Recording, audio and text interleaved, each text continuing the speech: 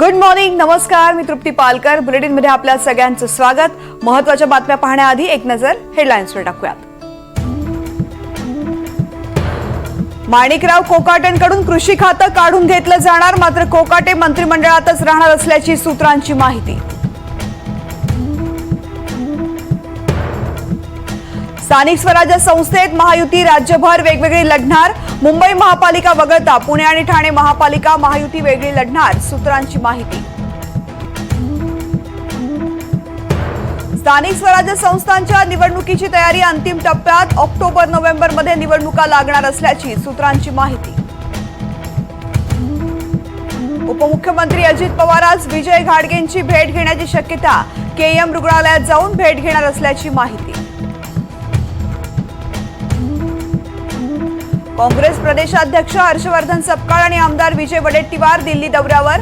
नवीन कार्यकारिणीला आज पक्षश्रेष्ठींकडून green signal मिळण्याची शक्यता. दिल्लीत फडणवीसांनी घेतली राजनाथ सिंहांची भेट. आज अर्थमंत्री, कृषी मंत्र्यांसह नीती आयोगात बैठका. फडणवीस अमित शहांची भेट घेण्याची शक्यता.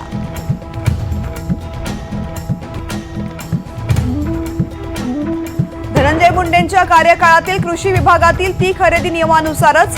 उच्च न्यायालयाचा मोठा निर्णय. तर खोटी याचिका दाखल केल्याप्रकरणी याचिकाकर्त्याला 1 लाखाचा दंड.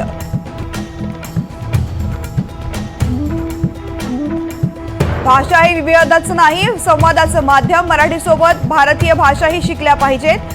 जेएनयूच्या कार्यक्रमातून फडणवीसांचा ठाकरे बंधूंवर हल्लाबोल. बुलढाण्यात शेतकरी दाम्पत्याची गळफास घेत आत्महत्या. चिखली तालुक्यातील भोसरा गावातली घटना.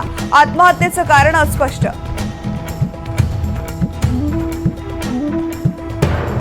आज पूर्व विदर्भात मुसळधार ते अतिमुसळधार पावसाचा इशारा. जिल्ह्यांना पावसाचा रेड अलर्ट. रत्नागिरीतही रेड अलर्ट जारी.